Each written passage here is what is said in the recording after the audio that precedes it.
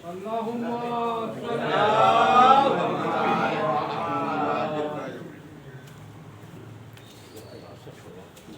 اللہ من قرأ الفاتحہ.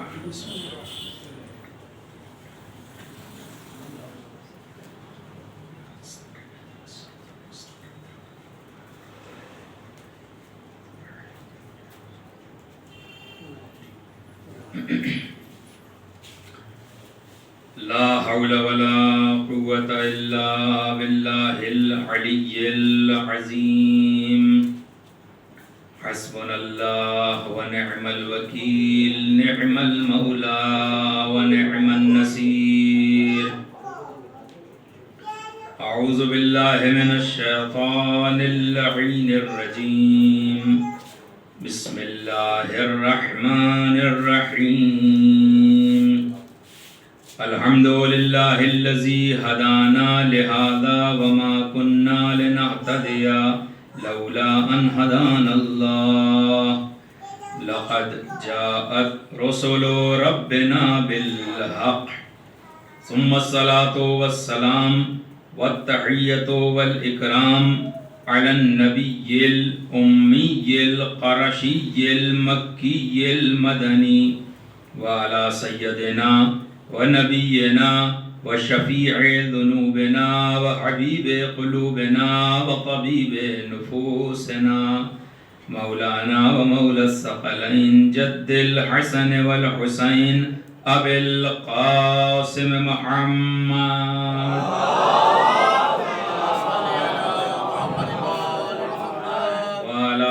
الطيبين الطاهرين المعصومين المظلومين ولعنة الله على أعدائهم أجمعين من الآن إلى يوم الدين. أما بعد فقد قال الإمام الحسين عليه السلام: وأني لم أخرج أشرا ولا بطرا ولا مفسدا ولا ظالما، إنما خرجت لطلب الإصلاح في أمة جدي، أريد أن آمر بالمعروف وأنهى عن المنكر وأسير بسيرة جدي وأبي علي بن أبي طالب.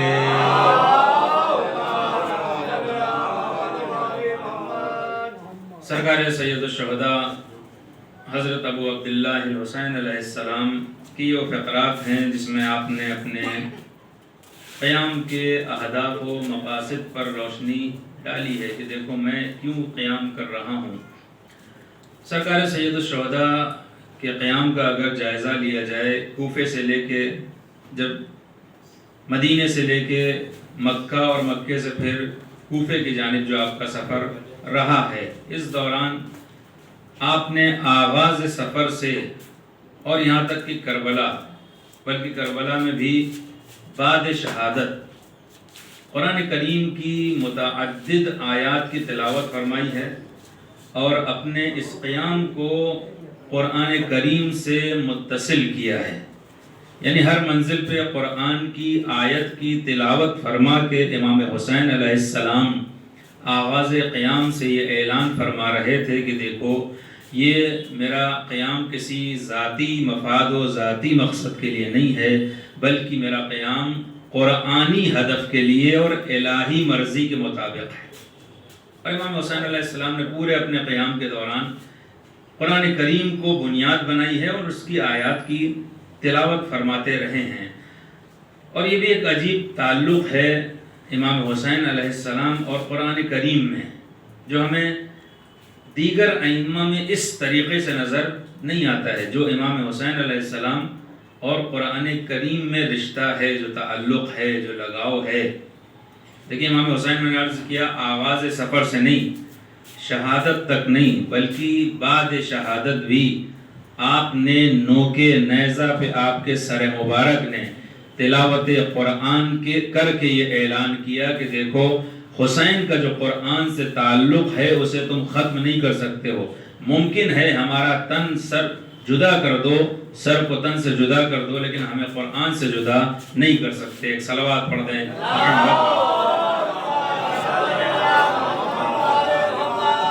اور یہ رشتہ امام حسین اور قرآن کریم کے درمیان کتنا گہرا ہے، اسے علامہ اقبال کے ان 2 مصروں سے سمجھا جا سکتا ہے۔ علامہ اقبال کیا کہتے ہیں کہ رمز قرآن از حسین آموختیم، رمز قرآن از حسین آموختیم ز آتش او شعلہ افروختیم، یعنی ہم نے رمز و اسرار قرآن کو حسین ابن علی سے حاصل کیا ہے۔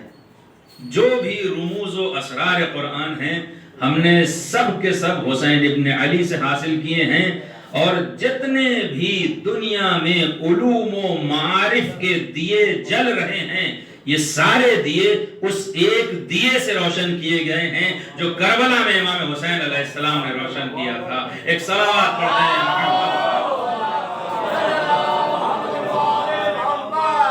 اور اسی لیے ہم جب امام حسین کا ذکر کرتے ہیں زیارت میں کہتے ہیں السلام علیکہ یا شریک القرآن، سلام ہو آپ پر اے حسین جو شریک قرآن ہے۔ دیکھیے شریک کا مطلب ہوتا ہے حصے داری۔ ہو سکتا ہے کسی بزنس میں 2 لوگ شریک ہوں، ہو سکتا ہے کسی گھر میں 2 لوگ شریک ہوں۔ اگر ہم اپنے جوانوں اور بچوں کو سمجھانے کے لیے ایک مثال دیں کہ جیسے آج آپ بینک میں اکاؤنٹ کھلواتے ہیں، کبھی کبھی آپ کا اپنا پرسنل اکاؤنٹ ہے، کبھی کبھی 2 لوگ مل کے کھلاتے ہیں، 2 لوگ مل کے کوئی اکاؤنٹ کھلواتے ہیں، اس کو کیا کہا جاتا ہے؟ Joint account. جوائنٹ اکاؤنٹ کا قاعدہ اور اس کے شرائط یہ ہیں کہ اگر 2 لوگوں کے نام سے اکاؤنٹ ہے تو پیسہ کوئی ایک نہیں نکال سکتا ہے، پیسہ نکالنے کے لیے دونوں کی دستخط ہونا ضروری ہے۔ یعنی جب ہم کہتے ہیں السلام علیکہ یا شریک القرآن، یہ اعلان کرتے ہیں کہ ٹھیک ہے اس میں کوئی شک نہیں ہے کہ قرآن کتاب ہدایت ہے، لیکن قرآن اسی کو ہدایت دے گی جو مصباح الہدا یعنی چراغ ہدایت حسین ابن علی کے در سے وارد ہوگا۔ قرآن اسی کو ہدایت پہنچائے گی جو چراغ ہدایت حسین ابن علی کے در سے وارد ہو۔ قرآن شفا ہے، شفا دینے والا ہے، کوئی شک نہیں ہے، لیکن قرآن اسی کو شفا دے گا جس کی بیماریوں کا علاج نسخہ حسین میں لکھ کے لایا جائے۔ ایک صلوات پڑھ دیں۔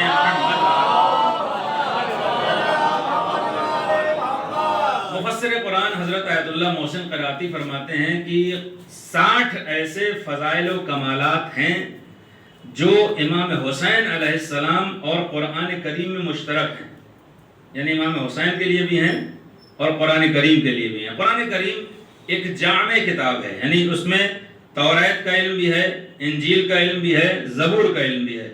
یہ قرآن کریم ہے جو تمام آسمانی کتابوں کا علم جس کتاب میں موجود ہے۔ اور جب امام حسین کے لیے ہم زیارت پڑھتے ہیں کیا آواز دیتے ہیں؟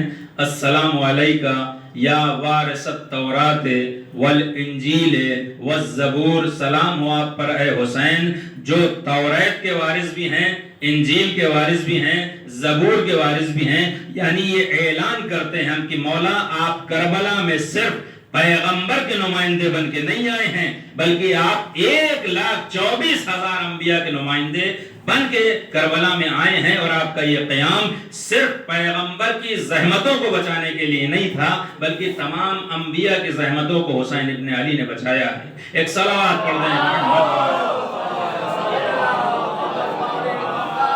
اور اسی لیے دیکھیں ہم زیارت میں یہ بھی پڑھتے ہیں السلام علیکہ یا وارث آدم صفوت اللہ، السلام علیکہ یا وارث نوح نبی اللہ، السلام علیکہ یا وارث موسیٰ کلیم اللہ، السلام علیکہ یا وارث عیسیٰ روح اللہ۔ یہ جو انبیاء کا وارث امام حسین کو ہم بتا رہے ہیں، وارث کون ہوتا ہے؟ آج ہمارا کوئی بزرگ اس دنیا سے چلا جاتا ہے، جو اس کے اولاد ہیں یا گھر والے ہیں وہ وارث بن جاتے ہیں۔ کاہے کے وارث ہوتے ہیں؟ گھر کے، زمین کے، روپیے پیسے کے۔ لیکن یہاں امام حسین کے لیے جو ہم انبیاء کا وارث بتا رہے ہیں وہ کوئی دنیاوی مال نہیں ہے، مال و ثروت نہیں ہے، پھر وہ مقام و منزلت ہے جو اس نبی کی تھی۔ اگر ہم قرآن کا مطالعہ کریں تو جناب آدم کے لیے اللہ نے کیا کہا ہے؟ ہم نے آدم کو زمین پر خلیفہ الہی بنایا ہے، یعنی اللہ نے آدم کو خلافت دی ہے۔ جب ہم کہتے ہیں السلام علیکہ یا وارث آدم صفوت اللہ تو ہم اعلان کرتے ہیں اے حسین ابن علی آپ زمین پر اللہ کے حقیقی خلیفہ ہیں۔ اور اب جو مقابلے میں ہے خود کو یزید مسلمانوں کو خلیفہ کہہ رہا ہے، وہ خلیفہ جعلی ہے، لوگوں کا بنایا ہوا ہے۔ اگر کوئی حقیقی خلیفہ اور نمائندہ ہے تو وہ حسین ابن علی ہے جو آدم کے وارث ہیں۔ ایک صلوات پڑھ دیں۔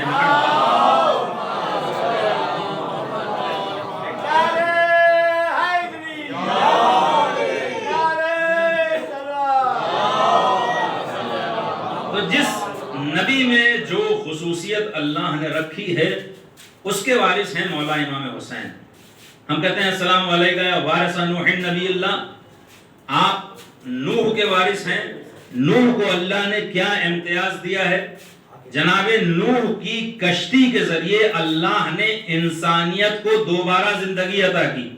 توجہ فرمائیے گا، اللہ نے کشتی نوح کے ذریعے دوبارہ انسانیت کو زندگی عطا کی ہے۔ اور جب امام حسین کے لیے ہم پڑھتے ہیں تو پیغمبر کیا فرماتے ہیں؟ ان الحسین مصباح الہدی والسفینۃ النجات، حسین کشتی نجات ہیں۔ کل جس طرح اللہ نے کشتی نوح کے ذریعے پوری انسانیت کو دوبارہ زندگی عطا کی تھی، آج کشتی حسین کے ذریعے اللہ نے دوبارہ امت مسلمہ کو زندگی عطا کی ہے۔ ایک صلوات پڑھ دیں۔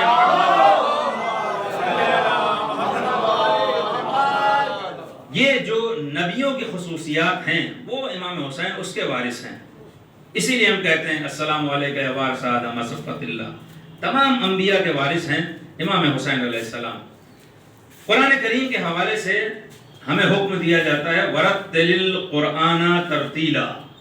دیکھو جب قرآن کی تلاوت کرنا تو آہستہ آہستہ، ٹھہر ٹھہر کر، یہ کوئی معمولی کتاب نہیں ہے کہ تم نے کتاب اٹھائی، لیٹے ہوئے ہو، بیٹھے ہوئے ہو، چلتے ہوئے پڑھ رہے ہو، نہیں، یہ الہی کلام ہے۔ اس کا احترام بھی اسی طریقے سے ہونا چاہیے، اسی انداز سے اس کی تلاوت ہونا چاہیے جیسے اس کا حق ہے، جس طرح سے اللہ کے کلام کی تلاوت کی جانی چاہیے۔ انداز کیسا ہو؟ آہستہ آہستہ، ادب کے ساتھ، احترام کے ساتھ۔ اور جب امام حسین علیہ السلام کی زیارت کی بات آتی ہے ہمیں حکم دیا جاتا ہے وَمْشِ بِمَشْيِ الْعَبْدِ الذَّلِيلِ۔ دیکھو جب کبھی بھی حسین کی زیارت کا قصد کرنا، اس عالم میں جانا، تمہارا انداز شاہانہ نہیں ہونا چاہیے، انداز یہ ہونا چاہیے اس طریقے سے حسین کی زیارت کے لیے جاؤ جیسے کوئی بندے ذلیل جاتا ہے، اس لیے کہ تم اس کی بارگاہ میں جا رہے ہو جسے پیغمبر نے جنت کے جوانوں کا سردار قرار دیا ہے، یعنی جو تمہارا امام ہے، جو تمہارا ہادی ہے، جو تمہارا رہبر ہے۔ جب اس کی زیارت کے لیے جاؤ، شانے جھکے ہوئے ہوں، نظریں جھکی ہوئی ہوں، احترام سے جاؤ، انداز شاہانہ نہیں ہونا چاہیے۔ جب قرآن کی تلاوت کی بات آتی ہے حکم دیا جاتا ہے پہلے باوضو ہو، وضو کرو، خود کو پاک کرو، اس لائق بناؤ کہ اس اللہ کی کتاب کو چھو سکو۔ جب تلاوت کی بات آتی ہے ہمیں حکم دیا جاتا ہے باوضو ہو، پہلے خود کو پاک کرو، اس لائق بناؤ کہ اس کلام الہی کو لمس کر سکو۔ اور جب امام حسین کی زیارت کی بات آتی ہے ہمیں حکم دیا جاتا ہے کچھ آداب زیارت ہیں۔ پہلا ادب یہ ہے کہ غسل زیارت کرو، غسل زیارت کر کے خود کو پاک و پاکیزہ کرو تاکہ اس لائق بن سکو کہ روضہ حسین میں داخل ہو سکو۔ ایک صلوات پڑھ دیں محمد۔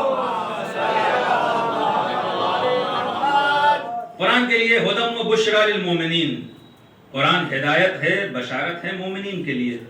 میں نے عرض کیا کہ پیغمبر کی حدیث امام حسین کے لیے کیا فرماتے ہیں؟ ان الحسین مصباح الہدی وسفینۃ النجات، حسین چراغ ہدایت ہیں اور کشتی نجات ہیں۔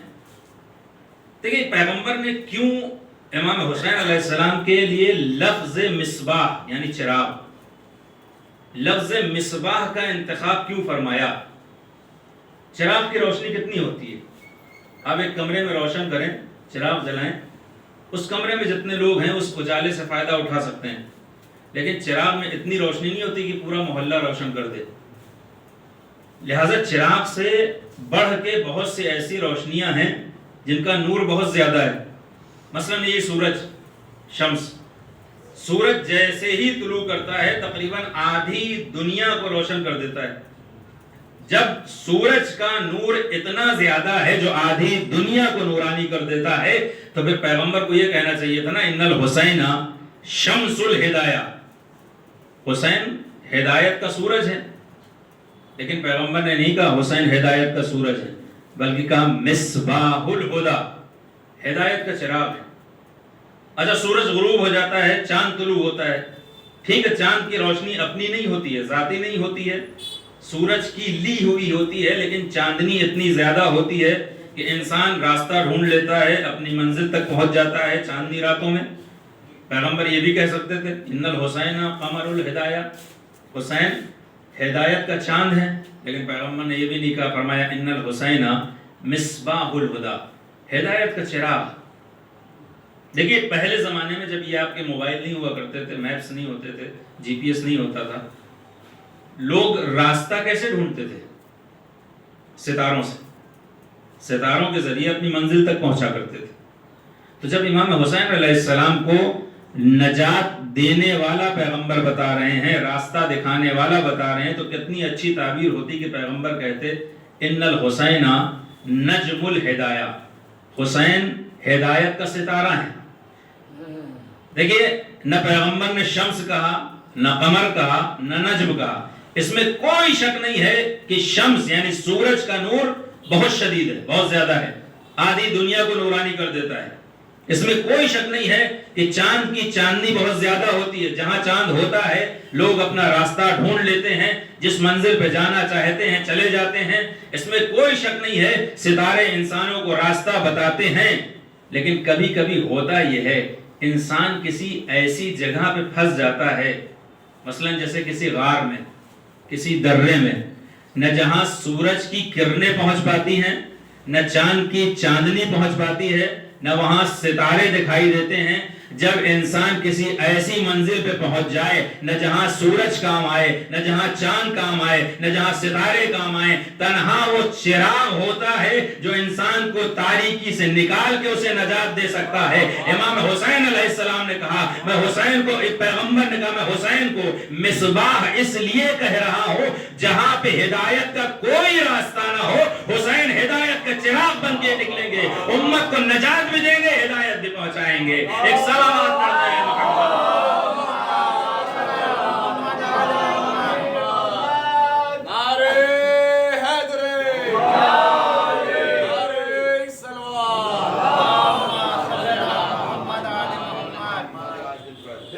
یہ پیغمبر نے جو تعبیر استعمال کی ہے مصباح کی، چراغ ہدایت.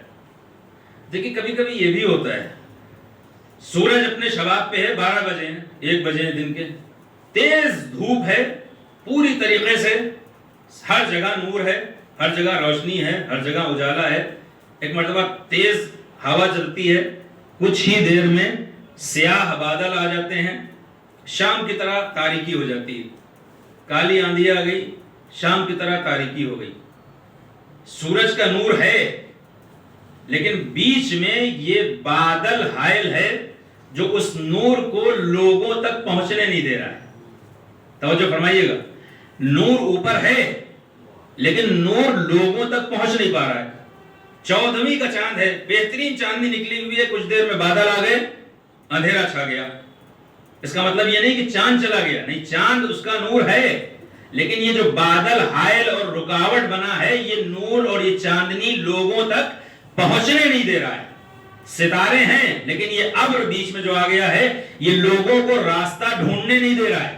کبھی کبھی منزل یہ آ جاتی ہے، نور رہتا ہے لیکن حائل اس نور کو لوگوں تک پہنچنے نہیں دے رہا ہے. سن 60 ہجری میں بھی کچھ ایسا ہی ہوا تھا. شمس توحید تھا، قمر نبوت تھا، نجم امامت تھا، لیکن اس کے درمیان یزیدیت کا ایسا تاریک ابر آ گیا تھا جو اس نور کو امت تک پہنچنے نہیں دے رہا تھا.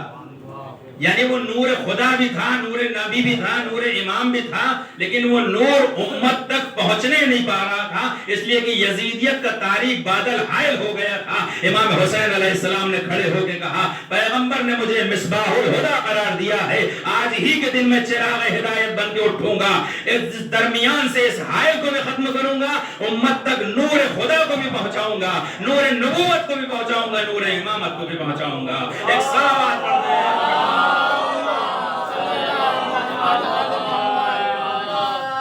مصباح الہدیٰ پیغمبر نے اس لیے کہا کہ اگر کوئی حائل بھی آ جائے تو امام حسین علیہ السلام اس حائل کو برطرف کرنے والے ہیں۔ اچھا آپ اگر غور کریں اور عربی کتابوں کی طرف رجوع کریں، جو لغات ہیں عربی کی یا ادبی کتابیں ہیں، تو اس میں ہمیں ملے گا کہ عرب ہر چراغ کو مصباح نہیں کہتے تھے۔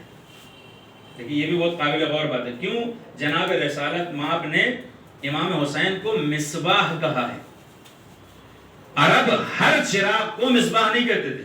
پھر کبھی کبھی ہوتا یہ تھا کہ جو عرب کے صحرا اور بیابان ہوتے تھے، آج کا دور نہ سوچئے جہاں پہ جہاز ہے اور سڑکیں بن گئی ہیں، اس دور میں جزیرت العرب میں جہاں کئی مہینے انسان کو ایک ملک سے، ایک شہر سے دوسرے شہر پہنچنے میں لگتے تھے، راستے نہیں ہوتے تھے، بیابان تھا، صحرا تھا، پہاڑ تھے، ستاروں کو دیکھ کے انسان پہنچا کرتا تھا، لیکن اس دور میں بھی کبھی کبھی ایسی مشکل پیش آتی تھی۔ ایک ریت کا طوفان آیا، قافلے والے راستہ بھٹک گئے، جا ادھر رہے تھے، ریت کے طوفان کے بعد الٹی طرف جانے لگے، چلتے رہے 8-10 دن، کھانے پینے کا سامان ختم ہونے لگا، 1 ہفتہ گزرا، 2 ہفتہ گزرا، کھانے پینے کا سامان ختم ہو گیا، جو ساتھ میں سواری تھی وہ تھک ہار کے بیٹھ گئی، یہاں تک کہ نقل یہ ہوا ہے اونٹ جو صحرا میں سب سے زیادہ زندہ رہ سکتا ہے، ایک وقت وہ آتا تھا جب وہ اونٹ بھی تھک چھوڑ کے بیٹھ جاتا تھا۔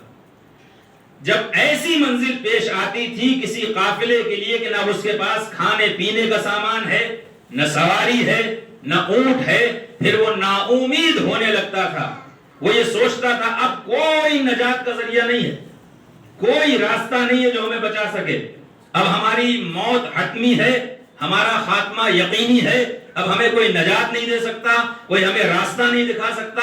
جب یہ قافلے والا اس منزل پہ پہنچتے تھے، اس دور میں جو صحرا نشین اور بادیہ نشین قبیلے ہوتے تھے، ان کا طریقہ کار یہ ہوتا تھا جیسی رات کی تاریکی آتی تھی، ایک چراغ روشن کرتے تھے، جا کے بلندی پہ رکھ دیا کرتے تھے۔ توجہ فرمائیے گا، جو بادیہ نشین قبیلے ہوتے تھے چراغ روشن کرتے تھے، جا کے بلندی پہ پہاڑ پہ رکھ دیا کرتے تھے، کس نیت سے، کس قصد سے کہ جو قبیلے والے راستہ بھٹک گئے ہیں اور انہیں نجات کی کوئی امید نہیں ہے، مایوس ہو گئے ہیں، رات کی تاریکی میں جیسے ہی دور سے اس چراغ کو دیکھیں، سمجھ جائیں یہاں کوئی آبادی ہے، یہاں نزدیک آ جائیں، ہم انہیں راستہ بتا دیں گے، وہ منزل پا جائیں گے، وہ نجات حاصل کر لیں گے۔ اور یہ بھٹکا ہوا قافلہ رات کی تاریکی میں جیسے ہی اس چراغ کو دیکھتا تھا، آواز دیتا تھا ھذا مصباح الہدیٰ، یہ وہ چراغ ہے جو ہماری نجات کا ضامن بن کے آیا ہے، ہمیں ہدایت دینے کے لیے آیا ہے۔ اب سمجھے پیغمبر نے کیوں حسین کو مصباح الہدیٰ کہا؟ سن 60 ہجری میں جب یزید نے وحی کا مذاق اڑانا شروع کیا، نماز کا مذاق اڑانا شروع کیا، پیغمبر کا مذاق اڑانا شروع کیا، شریعت کا مذاق بنایا جا رہا تھا، بڑے بڑے صحابی خاموش بیٹھے تھے، امت یہ سوچ رہی تھی شریعت محمدی ضب ہو گئی ہے، دین ختم ہو گیا ہے، ہمیں کوئی نجات دینے والا نہیں ہے، ہمیں کوئی بچانے والا نہیں ہے۔ حسین ابن علی نے سن 60 ہجری میں قیام کر کے آواز دی، مجھے پیغمبر نے مصباح الہدیٰ قرار دیا ہے، میں نجات دینے کے لیے آیا ہوں، جب تم ہر جگہ سے نا امید ہو گئے ہو ہم تمہیں نجات دیں گے، جب ہر جگہ سے نا امید ہو گئے ہو ہم تمہیں نجات دیں گے، تمہیں ہدایت دیں گے۔ اور اپنے عمل سے، اپنے کردار سے امام حسین علیہ السلام نے یزیدیت کو للکار کے آواز دی کہ دیکھو میں مصباح الہدیٰ ہوں، میرا کام یہ ہے کہ جب ہر آدمی نا امید ہو جائے اس وقت میں اسے نجات دوں۔ اب اگر تمہیں یقین نہیں ہے تو صبح عاشورہ کے دیکھ لینا، میں دشمن کے لشکر سے ایک ایسے گمراہ کو نکال کے لاؤں گا جس پہ جہنم واجب ہو چکی ہوگی، لیکن اسے ایسی ہدایت دوں گا کہ وہ دنیا میں بھی حر کہلائے گا، مر کے جائے گا تب بھی حر کہلائے گا۔ ایک صلوات پڑھ دیں۔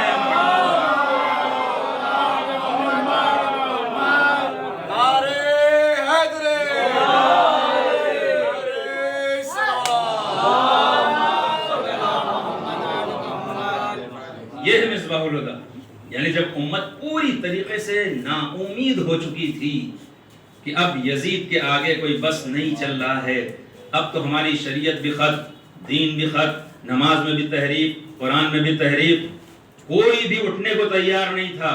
یزید کے ستم، یزید کے ظلم کے آگے سب خاموش تھے۔ حسین ابن علی نے کھڑے ہو کے کہا میں مصباح الہدیٰ ہوں۔ مصباح الہدیٰ کا تو کام ہی یہ ہے کہ جب سب نا امید ہو جائیں، کوئی امید نہ رہے، تب مصباح الہدیٰ اٹھے اور ایسی ہدایت کرے کہ جس دور پیغمبر کے دور میں جو دین تھا اسے واپس پلٹایا جائے۔ ایک صلوات پڑھ دیں۔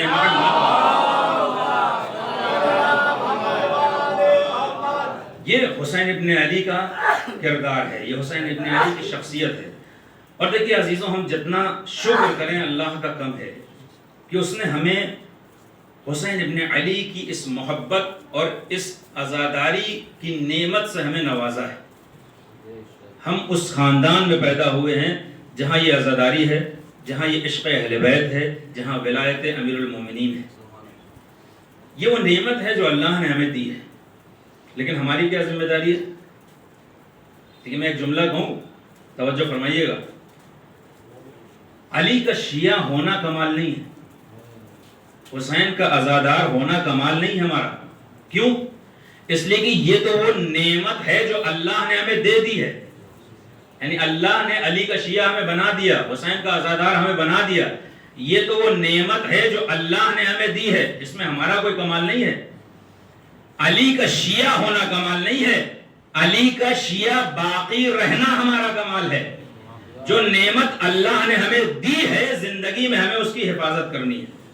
پوری زندگی ہمیں سیرت علی پہ چلنا ہے، پوری زندگی ہمیں سیرت حسین پہ چلنا ہے اور اس دی ہوئی نعمت کی حفاظت کرنی ہے۔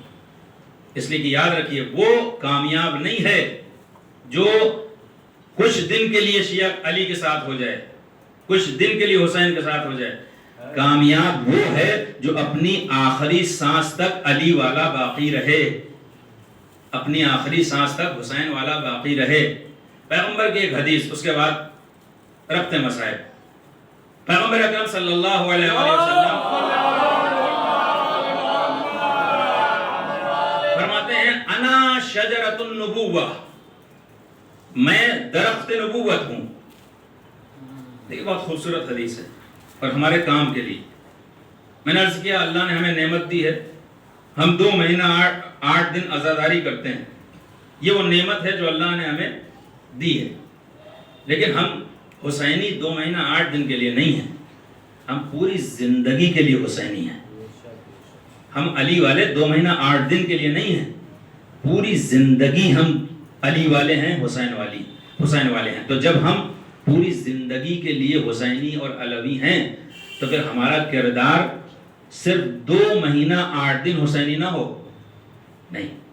اس برکت، اس نعمت کو جو اللہ نے ہمیں دی ہے، اسے ہمیں سال کے بقیہ ایام میں بھی باقی رکھنا ہے۔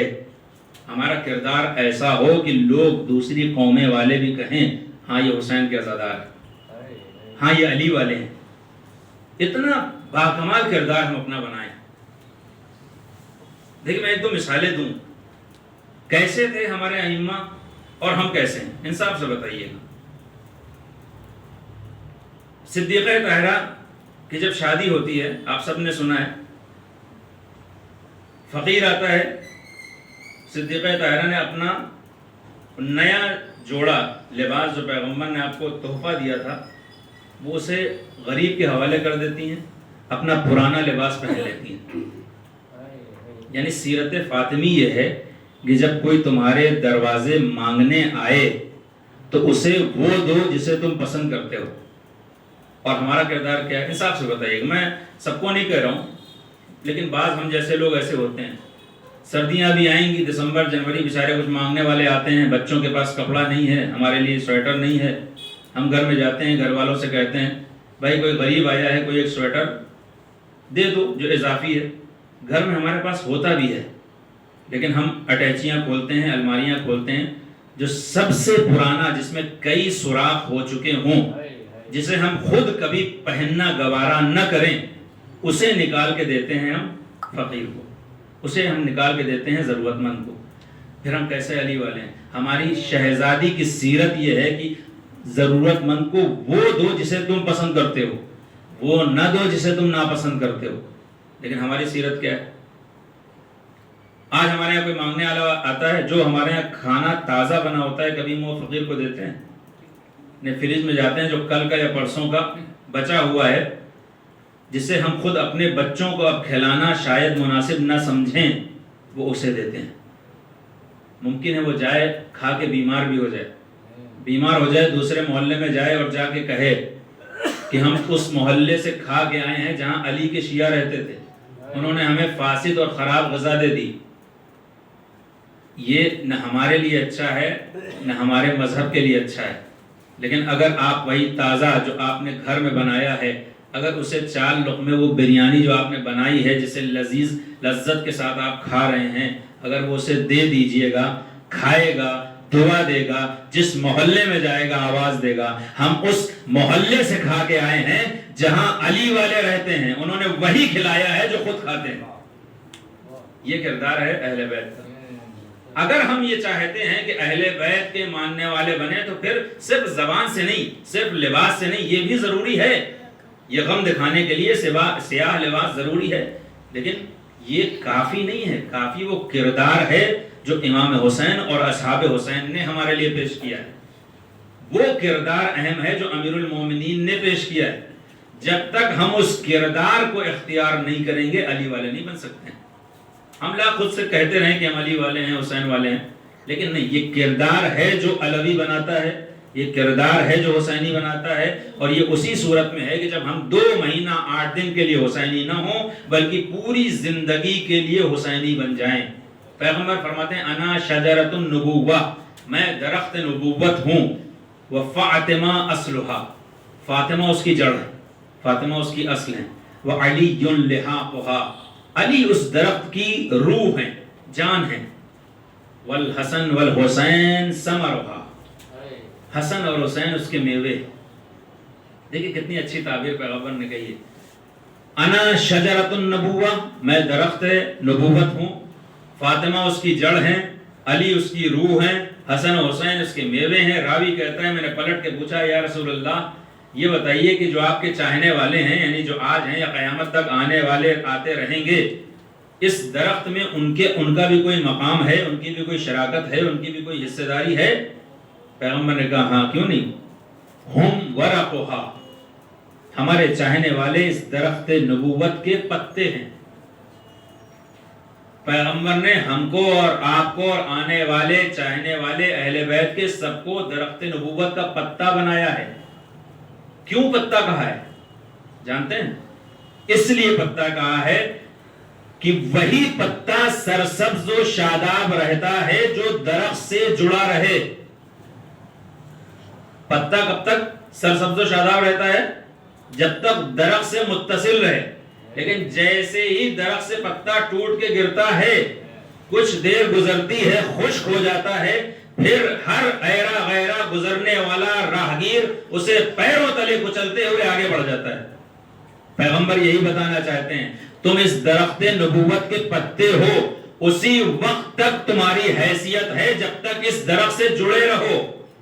لیکن یاد رکھنا اگر زندگی میں کبھی تم درخت اہل بیت سے دور ہوئے، اس طریقے سے ہو جاؤ گے کہ کبھی انحرافات بے دینی ہے، بدعتیں ہیں، یہ تمہیں اس طریقے سے کچل دیں گی کہ تمہارا وجود باقی نہیں رہے گا.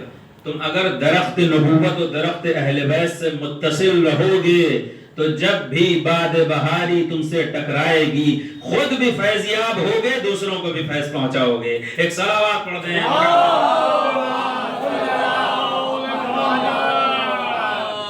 یہ ہے، اگر ہم حقیقی معنی میں حسینی بننا چاہتے ہیں تو پیغمبر کی یہ حدیث ہمارے لیے نمونہ عمل بننا چاہیے، اسے ہم سبق قرار دیں۔ پیغمبر یہی بتانا چاہیں تم درخت کے پتے ہو، یعنی ہمیشہ اس سے جڑے رہو۔ یہ نہیں ہو سکتا کہ ہم خود کو اس درخت کا پتا کہیں لیکن آندھیاں ہمیں اڑا کے کسی اور درخت کے نیچے لے کے جا کے کھڑی کر دیں، نہیں۔ اس کا مطلب کہ اگر سایہ کسی اور درخت کا ہمارے اوپر پڑ رہا ہے تو ہمیں اس درخت کا پتا نہیں کہا جائے گا۔ اس کا مطلب یہ ہے کہ ہم لاکھ سیاہ کپڑے پہن کے شب بیداریاں ماتم کرتے رہیں، لیکن اگر ہمارے کردار میں حسینی کردار کی جھلک نہیں دکھائی دے رہی ہے، بلکہ ہمارا کردار ایسا ہے جیسا دشمنان اہل بیت کا ہوتا ہے، تو ہمیں کبھی درخت نبوت کا پتا نہیں کہا جائے گا، ہمیں ہماری نسبت بھی اسی درخت کی طرف دی جائے گی جس درخت کا کردار پہ ہم عمل کر رہے ہیں۔ یہ ہمیں سوچنا چاہیے، یہ ہمیں سوچنا چاہیے۔ ہمارے اہل بیت کیسے تھے، ہم کیسے ہیں؟ ہمارے امام کیسے تھے، ہم کیسے ہیں؟ اگر ہم یہ چاہتے ہیں کہ حسین ہم پہ فخر کریں، اگر یہ چاہتے ہیں علی ہم پہ فخر کریں، تو پھر ہمارا کردار ویسا ہی ہونا چاہیے جیسا اصحاب حسین کا تھا۔ اصحاب حسین کا کردار اتنا بلند مرتبہ کردار کہ مولا حسین خود کہہ رہے ہیں جیسے صحابی مجھے ملے، نہ میرے نانا کو ملے، نہ میرے بابا کو ملے، نہ میرے بھیا کو ملے۔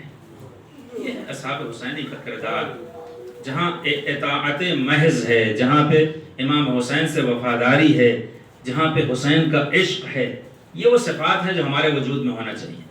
ہم اپنے دین کے لیے وفادار ہوں، اپنے امام کے لیے وفادار ہوں، امام کے مطیع ہوں، امام کے فرما بردار ہوں، امام اور اہل بیت کا دل میں ہمارے محبت ہو، مودت ہو۔ جب یہ چیزیں ہمارے وجود میں ہوں گی تو پھر ہم حسینی کردار کے مالک بنیں گے، پھر ہم اصحاب حسین کی طرح رہیں گے۔ عزیزاں، شب اربعین ہے، غم کی تاریخ ہے، بہت غم کی تاریخ ہے۔ مولا سید سجاد سے عزیزوں، جب بھی کسی نے پوچھا مولا سب سے زیادہ مصیبت کہاں پہ پڑی ہے، پلٹ کے آپ کہتے تھے الشام، الشام، الشام، کبھی نہیں کہا کربلا۔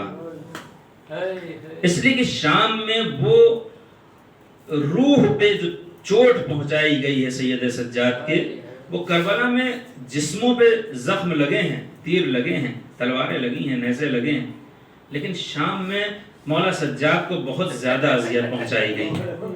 جب یہ قافلہ شام داخل ہو رہا تھا، ایک منادی نظارہ دے رہا تھا، آؤ تماشا دیکھو، کچھ خارجیوں کا گروہ آیا ہے جن کے مردوں کو مار دیا گیا ہے، عورتوں کو اسیر بنا کے لایا گیا ہے۔ کوئی سید سجاد کے دل سے پوچھے، زینب کبریٰ کو دربار میں لایا جا رہا ہو نام پکار کے، اور سید سجاد ہاتھوں میں ہتھکڑیاں، پیروں میں بیڑیاں، گلے میں خاردار توق لیے کھڑے دیکھ رہے ہیں۔ کم مصیبت نہیں ہے مولا سید سجاد کے لیے۔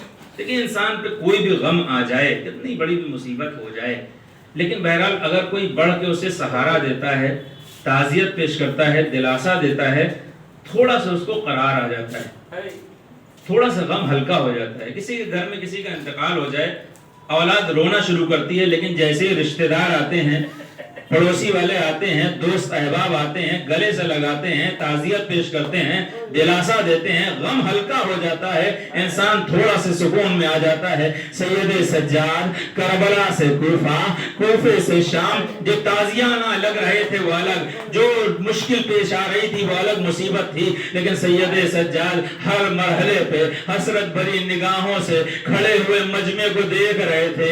شاید کوئی کھڑے ہو جائے، کوئی کھڑا ہو کے آگے آئے، مجھے دلاسا دیتی یا تعزیت پیش کرے، لیکن مقتل کہتا ہے کربلا سے کوفہ، کوفے سے شام، کوئی ایک شخص نہ آیا جو امام سجاد کو دلاسا دے، تعزیت پیش کرے۔ یہی تو وجہ ہے جب روز اربعین مولا سجاد ارے کربلا پہنچتے ہیں، دور سے اپنے نانا کے صحابی جابر ابن عبداللہ انصاری کو دیکھتے ہیں۔ اب یہاں پہ مولا سید سجاد سے برداشت نہ ہوا، ایک مرتبہ تیز تیز قدموں سے آگے جاتے ہیں، جابر کے گلے میں باہیں ڈال دیتے ہیں۔ اے جابر، اے میرا بابا شہید کیا گیا، میرا چچا شہید کیا گیا، میرے بھائی مارے گئے، لیکن کسی نے بھی مجھے دلاسا نہ دیا، کسی نے تعزیت پیش نہ کی۔ جابر نے مولا سید سجاد کو گلے سے لگا لیا۔